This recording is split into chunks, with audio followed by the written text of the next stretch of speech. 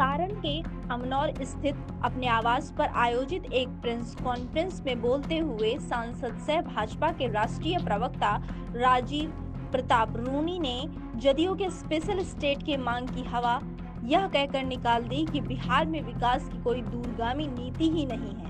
इस press conference के दौरान राष्ट्रीय प्रवक्ता रूडी ने कहा कि किसी भी राज्य का विकास वहां होने वाले निवेश से होता है और निवेश किस प्रकार से और किस क्षेत्र में करना होगा, इसके लिए जब तक नीति नहीं बनेगी तब तक राज्य का विकास नहीं हो सकता है। उन्होंने कहा कि वे बिहार के बारे में नीति आयोग के द्वारा की गई टिप्पणी को गलत नहीं मानते हैं और बिहार के विकास के लिए काफी प्रयासरत हैं। उनकी चाहत है कि बिहार देश का सर्वश्रेष्ठ व विकसित राज्य बन सके। इस प्रेस कॉन्फ्रेंस के दौरान सांसद रूडी का छपरा की धरती पर अंतर्राष्ट्रीय ग्रीनफील्ड एयरपोर्ट बनाने की सीएम से मंजूरी नहीं मिल रही का दर्द छलक कर सबके सामने आ गया। उन्होंने कहा कि पिछले 2 साल से सारण जिला की धरती पर अंतर्राष्ट्रीय ग्रीनफील्ड एयरपोर्ट प्रस्तावित है, किंतु उन्हें मुख्यमंत्री के द्वारा स्वीकृति नहीं मिल रही है, जिस कारण यह प्रोजेक्ट शुरू नहीं हो सका है।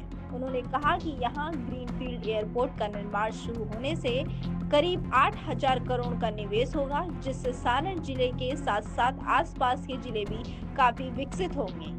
इस दौरान रूडी ने एक सवाल के जवाब में बिहार में एनडीए के भविष्य को लेकर कहा कि बिहार में एनडीए का भविष्य ठीक है और सभी लोग अच्छा काम कर रहे हैं। बिहार के विकास के लिए हर लोग प्रयासरत हैं। इस दौरान रूडी ने आने वाले दिनों में सारण में गैस पाइपलाइन सप्लाई योजना से लेकर अन्य विकास की योजनाओं पर चर्चाएं की। देखिए, बिहार में ये बात सच है और आप सब लोग को समझना होगा और मैं फिर दोहराना चाहूंगा, मुझे ना 15 साल तक लालू जी की सरकार पर कोई आपत्ति है। जो भी था, जैसा भी था, उन्होंने चलाया, कोई टिप्पणी करने से फायदा नहीं। उसके बाद 15 साल तक माननीय नीतीश कुमार जी अपनी तरफ से उन्होंने खूब प्रयास किया, अच्छा काम किया, कोई टिप्पणी नहीं। लेकिन तमाम प्रयास के बाद भी आज नीति आयोग जो पूरे भारत को चिन्हित करता है कि कौन प्रगति के रास्ते पर कहां है, पता नहीं क्यों आज नीति आयोग ने बिहार को सबसे पिछड़े राज्य की श्रेणी में रखा। राजस्थान बाहर निकल गया, मध्य प्रदेश बाहर निकल गया, बाकी विकसित जो राज्य थे, आज तमिलनाडु देश का सबसे विकसित राज्य है, महाराष्ट्र आगे निकल गया।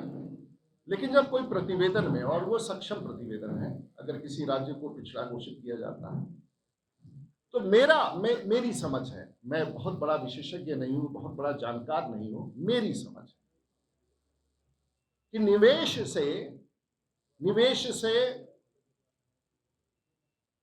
विकास नहीं हो जाता है। निवेश किस प्रकार से किया जाए और किस क्षेत्र में किया जाए और कैसे किया जाए और क्या लक्ष्य है, क्या सोच है, क्या विजन है, अगर उसके साथ उसको आप नहीं जोड़ेंगे तो उसका राज्य को फायदा नहीं हो पाएगा। और मेरा ऐसा मानना है कि निवेश, विशेष राज्य का दर्जा का मतलब ही होता है कि आपको निवेश चाहिए और निवेश नीति से होता है।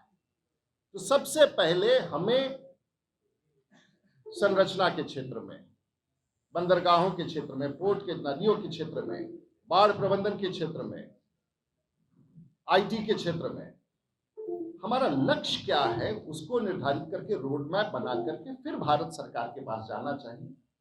और अगर मैं मान लीजिए, ये बहुत ही महत्वपूर्ण प्रेस कॉन्फ्रेंस आपने बना दिया, मान लीजिए कि अगर बिहार सरकार सहमति दे देती है कि अंतर्राष्ट्रीय पहला ग्रीनफील्ड हवाई अड्डा बनेगा, माननीय मुख्यमंत्री जी से मेरा आग्रह भी रहता है, तो सीधे 8,000 करोड़ रुपया बिहार में चला आएगा और उससे लाभ होने की स्थिति में 40 से 50,000 करोड़ रुपया अगले 20 साल में हो जाएगा। और उसके अगल बगल का इलाका जो आपके क्षेत्र, बिहार विशेष तो है ही, लेकिन दर्जा देने के लिए नीति हो, नीति में क्या हो, कैसे हो, हमारा सोच है और जो वर्तमान में जो योजनाएं हैं कम से कम उसको तो फटाफट करा लीजिए। दूसरा सवाल था सर, ये आपका घटक दल के लोग परस्पर विरोधी बयान आ रहे हैं, क्या भविष्य देखते हैं एनडीए का बिहार में?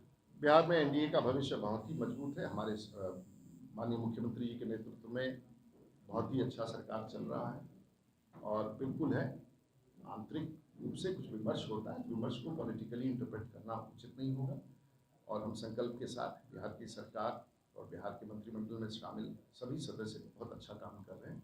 इसके लिए मैं बधाई देना चाहूँगा। अगर आपको हमारा वीडियो पसंद आया हो तो इसे लाइक करें, सब्सक्राइब करें और साथ ही बेल आइकन दबाना ना भूलें।